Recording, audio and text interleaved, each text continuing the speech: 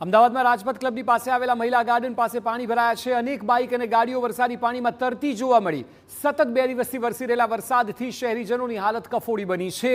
હાલ જે સ્થિતિ છે તેમાં આપને દ્રશ્યોમાં દેખાશે કે કયા પ્રકારે પાણી ભરાયા છે અને હાલ વાહનોને લઈને લોકોને ભારે નુકસાન થયું છે। વધુ માહિતી આપી રહ્યા છે સંવાદદાતા નરેન્દ્ર રાઠોડ। નરેન્દ્ર, જણાવો કે વિસ્તારમાં શું સ્થિતિ છે અને ખાસ કરીને લોકોના વાહનોને ખૂબ નુકસાન થયું છે।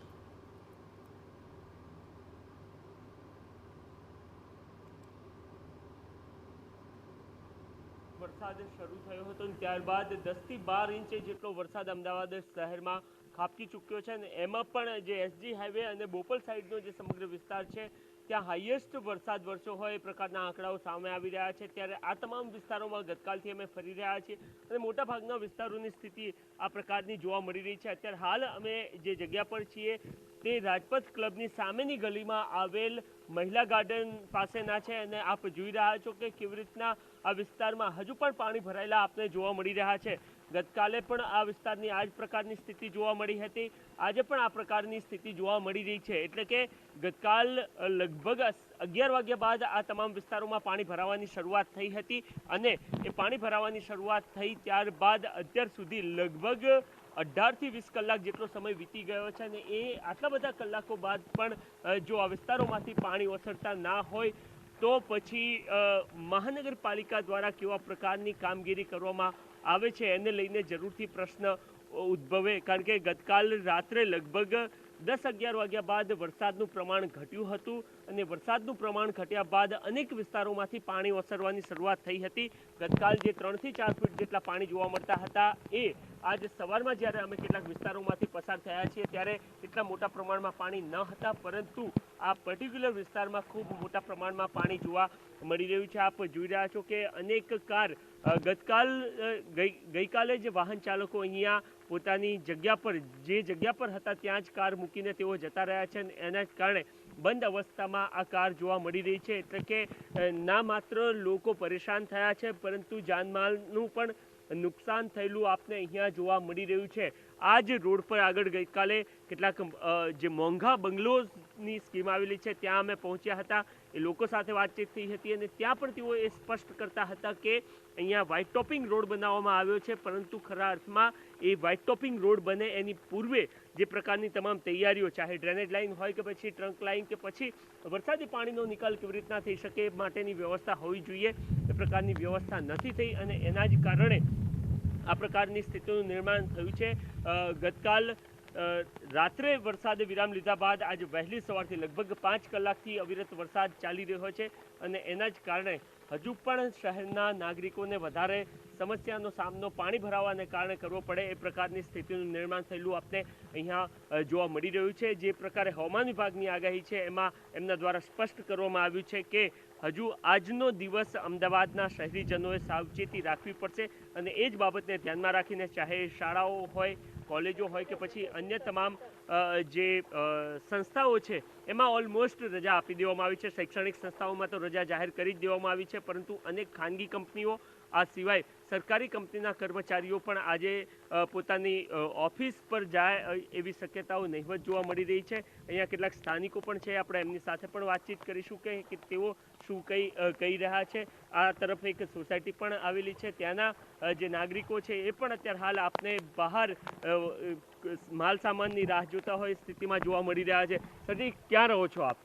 મારુતિ સેલેડ રોડમાં। ઓકે, કેવી સ્થિતિ છે? ક્યારથી આટલા પાણી ભરાયેલા છે? કાલે રાતથી આટલા પાણી ભરાયેલા છે અને ઘણી બધી કાર આપ જોઈ શકો છો બંધ છે, ડૂબેલી છે। અમારે દર વર્ષની ચોમાસાની આ પરિસ્થિતિ છે, એટલે અત્યારે અમે બીજી ગાડી આગળ કરીને બહાર જ મૂકવા ગયા છે। ઓકે, તો માલ સામાન લાવવાનું ને એ બધું શું કંઈ કરો છો? જરૂરિયાતવાળી વસ્તુઓને?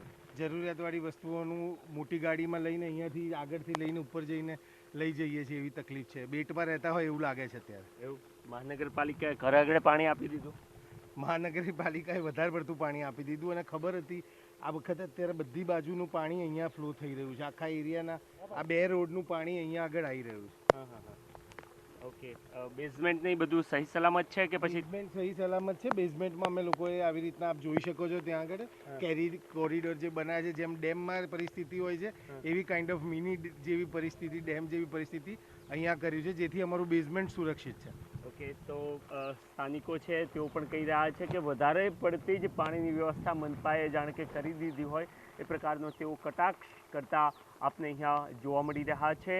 આપને જોવા મળી રહ્યું છે જ્યાં પણ આપ જોઈ રહ્યા છો મોંઘીદાટ કાર અત્યારે હાલ રસ્તા વચ્ચે પડેલી અથવા તો નાગરિકો પરેશાન થતા આપને જોવા મળી રહ્યા છે। હજુ આજે પણ જાહેર રજા સરકારી તમામ ખાનગી શાળાઓ અને એ સિવાયની શૈક્ષણિક કાર્ય ઓલમોસ્ટ બંધ રહેવાનું છે। એના કારણે ગતકાલે જે પ્રકારની ટ્રાફિકની સમસ્યાઓ સર્જાઈ હતી એ પ્રકારની ટ્રાફિકની સમસ્યાઓ સર્જાતી જોવા નહીં મળે, પરંતુ વરસાદની જે પ્રકારની આગાહી આપવામાં આવી છે અને એ જ પ્રકારે જે આગાહી મુજબનો ગતકાલે જે પ્રકારે વરસાદ પડ્યો તેવો વરસાદ જારી રહેશે તો વધુ સમસ્યાઓ સામનો શહેરના નાગરિકોએ કરવો પડે એ પ્રકારની સ્થિતિ હાલ જોવા મળી રહી છે। અને એના જ કારણે ગતકાલે ચાહે પોલીસ વડા હોય કે પછી મ્યુનિસિપલ કમિશનર હોય એમના દ્વારા એ સૂચિત કરવામાં આવ્યા હતા શહેરના નાગરિકોને કે બિનજરૂરી તેઓ ઘરની બહાર નીકળવાનું ટાળે। અક્ષય। જી બિલકુલ નરેન્દ્ર, હાલ જે સ્થિતિ બતાવી રહ્યા છે તે મુજબ રાજપથ ક્લબના પાછળની આ સ્થિતિ છે, તો જ્યાં સતત એ જે સ્થાનિકે કહ્યું કે જાણે કે બેટમાં રહેતા હોય તે પ્રકારનું 24 કલાકથી વાતાવરણ જોવા મળી રહ્યું છે।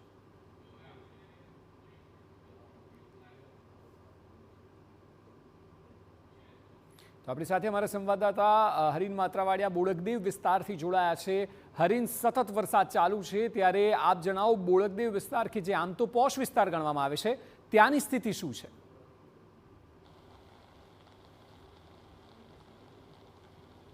બિલકુલ, જે રીતના બોડકદેવ વિસ્તાર છે ને મોકા સર્કલની પાસેનો વિસ્તાર છે કે જજીસ બંગલો જઈ શકાય છે, ત્યાં જે ઝાડ છે તે રસ્તા ઉપર પડ્યું છે ને તેને કારણે એક તરફી રસ્તો છે તે બંધ થઈ ચૂક્યો છે।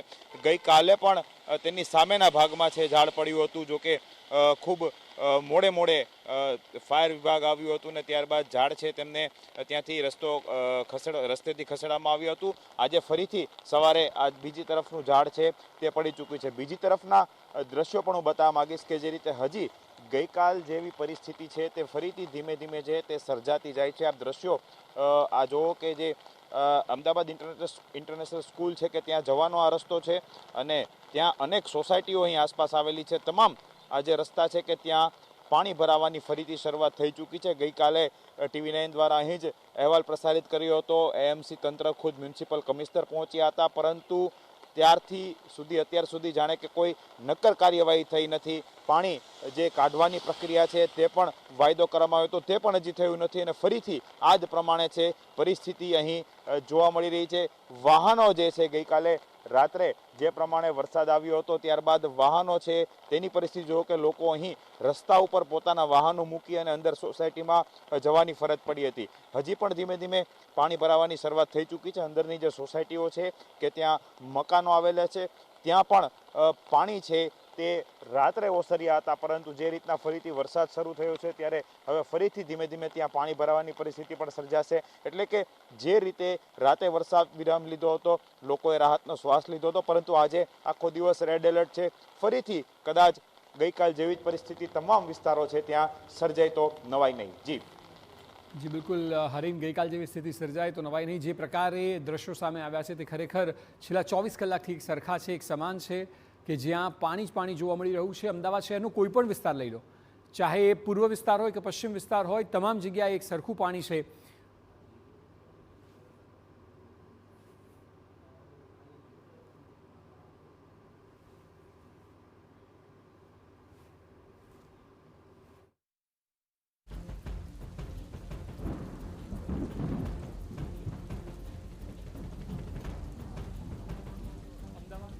વરસાદ છે ને આજે પણ અમદાવાદના લોકોને ખાસ કે રેડ એલર્ટ હોવાથી કામ વગર બહાર ન નીકળવું। જો કે મોટાભાગની ઓફિસોમાં વર્ક ફ્રોમ હોમ કે રજા જાહેર કરી દેવાઈ છે, કારણ કે આજે આખો દિવસ જોખમની સ્થિતિ છે। જે પ્રકારે કાલે લોકો અટવાયા હતા અને રસ્તા પર પણ અમદાવાદમાં અત્યારે આપણે જોઈએ તો લોકોની ગાડીઓ ઠેર ઠેર પડી છે, લોકો ટુ વ્હીલર ત્યાં જ મૂકીને જતા રહ્યા છે।